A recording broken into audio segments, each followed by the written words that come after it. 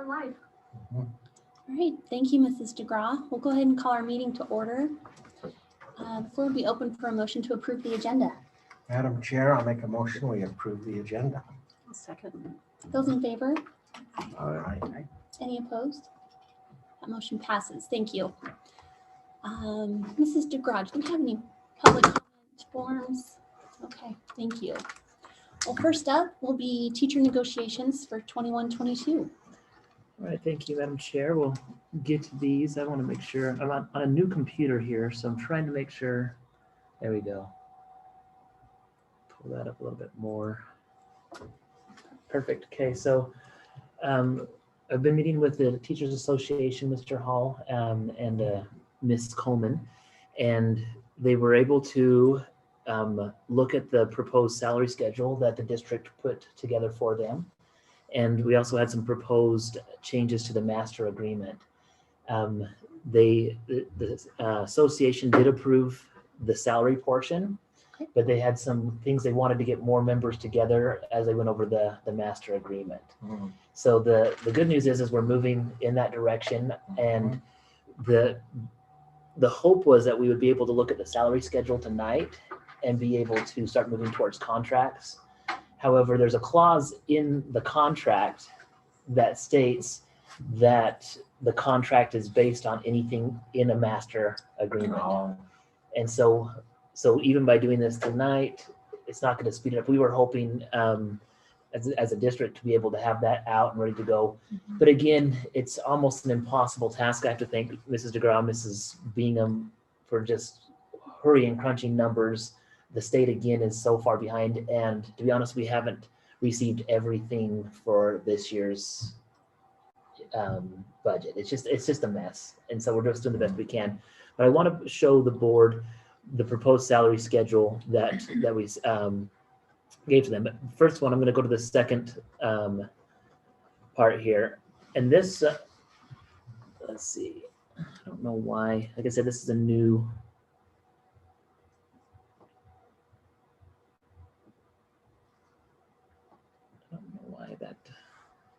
It's a new computer, so I'm trying to look at it. But you can see on this this sheet here. Sorry, guys. Technology should work well. On the left-hand side is the state allocation. So in Idaho Code 33104B, they have 5 years of salary allocations available for teachers. And so it's already written into Idaho Code, and this is what we are going to get. And you can see on, it's a little bit bigger because, is that better for those at the table? And I'm gonna actually stand up and come and talk. And so as you're looking at this year's for 2021, we thought we were frozen during that year because we were told that last year at this time, don't worry about it, it's frozen. And so this is actually what rematerialized now when we met with the teachers in February. Or in February, they said, just kidding, it really is, this is what you should have expected. So all of our budgets and everything were so far off, but we weren't expecting to get some of this money from the state. So in a way, we did get more money than we were planning. So when you hear about a budget being off, it wasn't because we under budget, we were over budget. It's just that we planned for something less. So that's where I explained last board meeting that we went to those teachers that qualified for the different areas and we just paid them the difference. So if we were already paying them above and beyond that as a school district, we didn't offer them anything extra. But with the frozen salaries that they had last year, if it was something a little bit higher, we paid them out for it. So as we look at the next 4 years, these are the allocation models that the state has as they built in to try to get to the AP5, the advanced professional, where a teacher at the very end of the run would get $63,000. And that's what the state would reimburse a district for teachers in that area. So I'm just wanting to give the overview because as we as we looked at that and looked at our salary schedule that we've had, it's looked something like this. And on this salary schedule,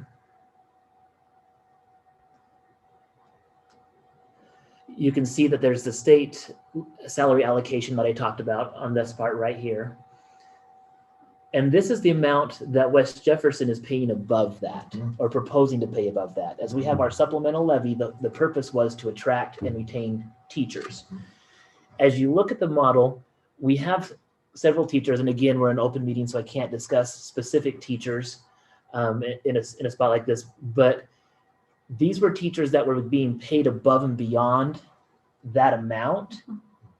And when the salary, and I don't know exactly the history because it was just before I was a superintendent, but when the career ladder first came out, it had 10 different rungs, and then it shrunk to 5 rungs, and now it's building back out to 10. And because of that, we had teachers that were shifted around to kind of fit into the system. So what we're trying to accomplish with this proposed one to the association is that we actually move away from having, I don't want to call it a discrepancy, but it's not super duper clear on this year's amount why we're paying a whole bunch more to the AP2s than we are the R1s. So as I explained to the association, this next year is our transition year to get to where we need to get to.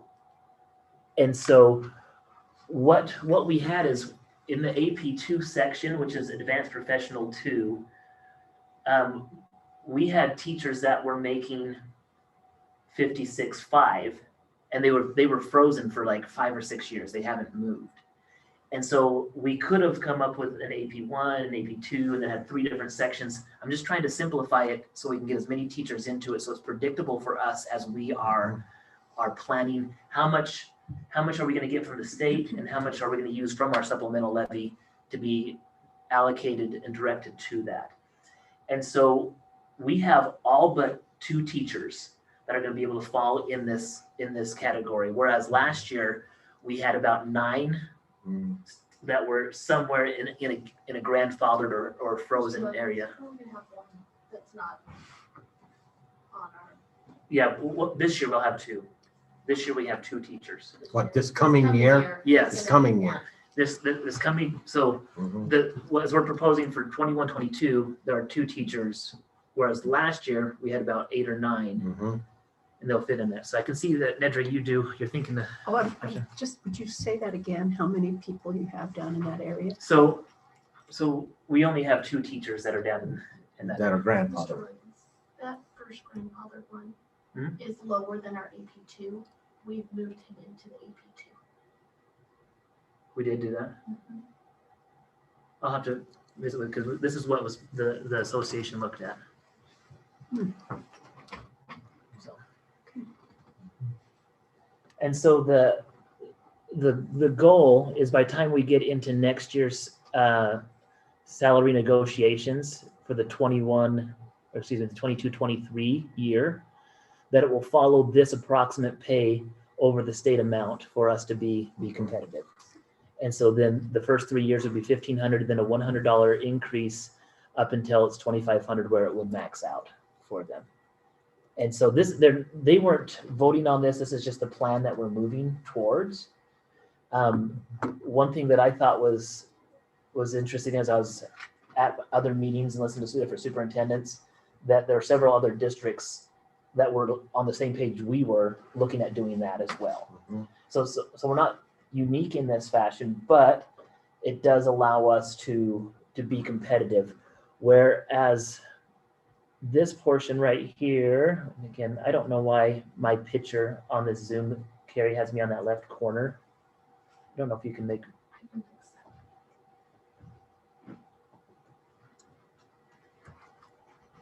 Right now it's. No, but up there it stays the same. Oh, I can do that. Yeah. Right here probably belongs. I don't know. Has John? Thank you. So Just after. so from the ISBA, we were able to receive different salary models from other districts. Here are 3 different districts. Of course, we didn't put their names out there, but they are local ones within our area. And you can see that some districts, and they can choose, and we could do the same thing. We could choose to have the state minimum, which is 40,000, and we could choose however we wanted to do it. So there's one district that on their bachelor's level maxes out at 54. If they had a master's, they'd be closer to 60 in this one.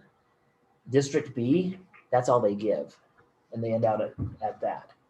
And District C gets to 62 right now. So when we're looking at what we're offering with our teachers, that 62 is a bigger district that has a pretty big supplemental levy. Where here in a couple years, we're going to be able to be right there along with that. And so we're setting ourselves up to be able to go into that. So I wanted to just share with the board that this was proposed to the teachers, and they were able to accept it. Now, when we do get the master contract agreement finished, I'll be able to come back to the board, show the proposals, and then have it verified to the board. With that, are there any questions or comments or things that you guys have heard along these lines? I know from our training at Rigby, they mentioned that we didn't need to have school board members on the negotiating, and they just said if the district is in a place where they can do that, and so far things are going well. And again, this is all contingent on getting the, Master agreement. but also that we have a levy that passes. Correct. Yeah. And if a levy didn't pass, what we would do is we would just fall back to the state level. Yeah. Then that makes it a little bit, so we have a backup plan. But is it my understanding the state doesn't even pay everything So that it costs? that's why I'm calling it an allocation instead of a salary. So we take the average of all of our teachers. Mhm. So as our teachers progress along that line, it increases our average. The state has a formula that they figure out, and so then when we get our budget numbers from the state, they inform us what our average is based upon their formula. And so their average is still above what our state apportionment is for the teachers. So we have to keep an eye on that, because if our FTEs do drop, we might have to adjust as well.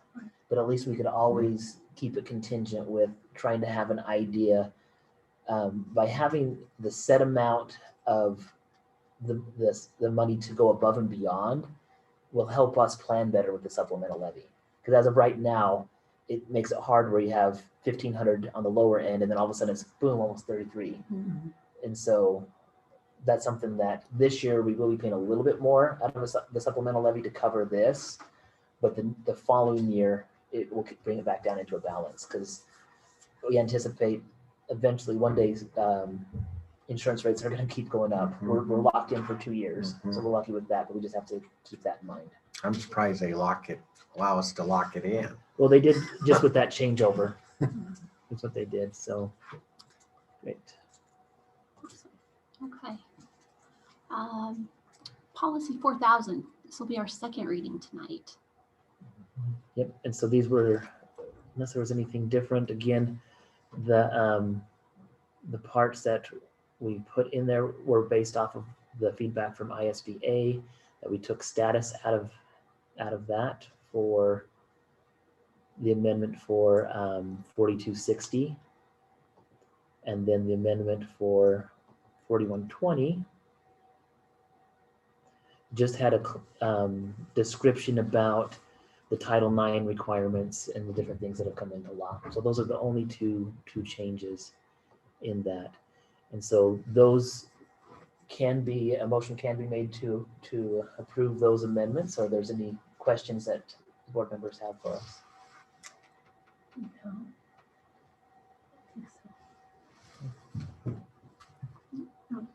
All right, the floor will be open for that motion. Madam Chair, I move that we approve the 4,000 second reading, the series 4,000 for second reading. Is there a second? Second. Those in favor? Aye. Any opposed? That motion passes. Thank you. And finally, the science curriculum. All right, so this was, again, in the last meeting, I talked about the process on what we got to this part where our science department met together and they started aligning the curriculum.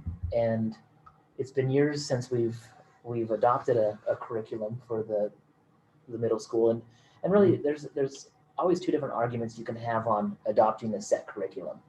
On one hand, we teach the standards, and teachers could hypothetically go out and just pick things from the internet and different resources and teach, as long as they're teaching to the standards. One thing about having a curriculum like this is that they have to be aligned to standards immediately before they can be approved in Idaho. This is one of the approved ones for Idaho. And so it was proposed by our science department that 6th, 7th, and 8th grade adopt this curriculum. This last week I was visiting with them and came up and said, well, 5th grade has to take the ISAT, the science ISAT. This year was the first year that 5th grade took the science ISAT, and we haven't had a results yet, but I anticipate that we set a pretty low bar. Oh, really? I do, because Well, what's going on in science? it's the first time they've taken the test. It's the first time that they've taken it, and we haven't had things organized through. So this is going to be our first step to giving us a chance to say, okay, we need to have a better sequential plan when it comes to science, and this is going to help us do it. And so with 5th grade also having it, and I had them put a quote out that added 5th grade into it. When I talked last time, it was just 6th through 8th. Mhm. There will be a science ISAT in 5th grade, and there's a science ISAT in 8th grade. So this is going to be a perfect time for us to watch these kids in 5th grade as now they go to 6th grade, 7th grade, 8th grade, have 3 years of it, and then take the ISAT. We should be able to see a change. So is 8th grade taking it this year also? 8th grade took it also. You don't know how they did. We don't have that. Have they had a good science program this year? They've had it designed in the past where it hasn't been structured in a way to really build up for the high school. And that the teachers recognize that, and that's why they got together and they said, we need to make some changes. We need to make some changes and take care of this. And so as Mr. Packer, who's the science department chair, met with Mrs. Barnett and Mr. Rogers.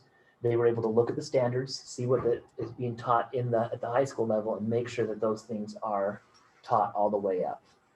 And so the plan is well thought out from our teachers. And so as we look at the 6 through 8, and this is just some of the forms that they sent me from the and our teachers have already had samples of this sent to them. So our teachers have looked through these, looked at them, and they feel comfortable with them. And so part of that is the students are going to have, they'll have different workbooks that they can work from. And so they'll know that they'll be able to hit the standards that they need to. Right now, a lot of our teachers are designing part of their curriculum based off of a textbook from the early 2000s. Oh, And so they have a textbook from the early 2000s. They use that kind of as a guide, and then the kids write in a notebook and they work through things. And so definitely we're not doing the best job now. And I think this here is definitely going to be able to help our teachers have some tools in place. The kids will have the workbooks to work through that. So there's a workbook that the students will be able to work through. There's a technology component as well. So the teacher will be able to give instructions online. Students will be able to access that from home if they have the technology from home to do that. And then it also has an experiment tool with it as well. So there's just different parts of things that are in this one. Let me go back to another. So if we go to the physical science, which will be the 6th grade portion, all of the product is designed to go. You can see it has the science standards and the different elements on it. And these are just examples of the scope and sequence that go through the entire. And this is what our science department looked at. And then so they looked at the scope and sequence. They looked at the thing that it will be teaching them. So the 6th grade also, they were involved in this 6th grade. Yeah. For this new, Fifth through, Yeah, it's gonna fifth, be fifth through 5th eighth. also. yep, What do they 5th, teach in 6th, fifth? 7th, 8th. So they also had old science books. I don't know what years those were. And what is their focus in 5th grade? The 5th grade is general science. General Mm, science, yeah. okay. And then when they get into the 6th grade, they start focusing on the physical science, Physical. then I believe life science, and then earth science. Right. That's how it goes. And if we look at the quote that was given, it's and we do have the funds budgeted for this next year. And how did we think to do that? Because when I asked before about science and getting a new curriculum, it's been a couple of years. I was told we have a cycle of money and that wasn't Part of this science. is as we're getting ready for next year, we haven't had others come and ask for it. And so it's been a couple years since things have been purchased. We just and- did reading 95. And that was coming through literacy. Okay, And so that wasn't hitting, this would be a general fund budget, okay, whereas Read 95 was a literacy budget, which allowed us to jump in and get those. okay. But this is for a 6-year quote. And that would include all the different workbooks every single year. 6 years. 6 So, years. That's really good. As we look at the 4 different classes, it really comes down to about $900 per year per class. mm. Wow. Wow, that's pretty. And for us to, Yeah, it is. Really cheap. it's something that I think that we'll still be able to teach outside of that if we need to, but it will give our teachers the structure and also the students a chance to be able to have that. So is this gonna bring us right up to where we need to be? It should for the junior high and 5th and 6th grade. It definitely should. Good. So, and that's really where we are. So we looked at it enough to know, are they gonna be able to do some experiments and some hands-on, and lots of hands-on and They things like that? they do have the experiment hands-on activities on there. A lot of times with any of these types of curriculums, and they looked at 2 or 3 different ones, they always have those packaged things in place. Part of it is just the delivery. And so really they will have the tools to be able to pull it off. The next question is, really comes back down to just because we have a purchased curriculum, it's how our teachers execute it. And so those resources are there, but it will just come down to will the That teachers. brings me to the next question then. Mhm. Do they have an in-service with any of this, a teacher? Yes, They do, Operation. they somebody will come out from there and, so they have offered. It's not into this quote. Mhm. They have the ability to offer professional development. Mhm. And so I told the sales rep, upon approval on this, we would come back and be able to set up professional development for them. I just didn't have the dates and time and Okay. place Yeah, for that. good. But then we'd be able to use professional development money for that instead of having to break that up between general fund money and professional development money. and who were the 3 teachers? Mrs. Rogers? So Burnett? Mr. Packer's the department Packer. chair, and he's the one that has been teaching the junior high for years. And so he could see that, wait a minute, these are things that they need. Mhm. Mrs. Barnett and Mr. Rogers. Mhm.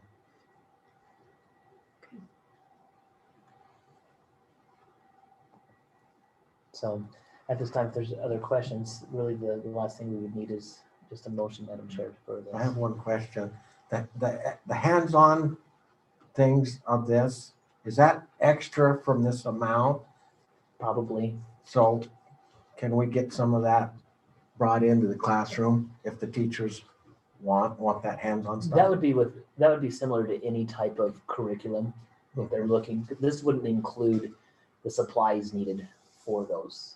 If that's what you're asking. Is Yeah. that what you're asking about supplies? Supplies for the hands-on experiments and stuff. Yeah. But that's part of the building allocation that we build into the budget, Okay, so. I'm classroom just supplies asking are the part of question to that. make sure we're covered Yep.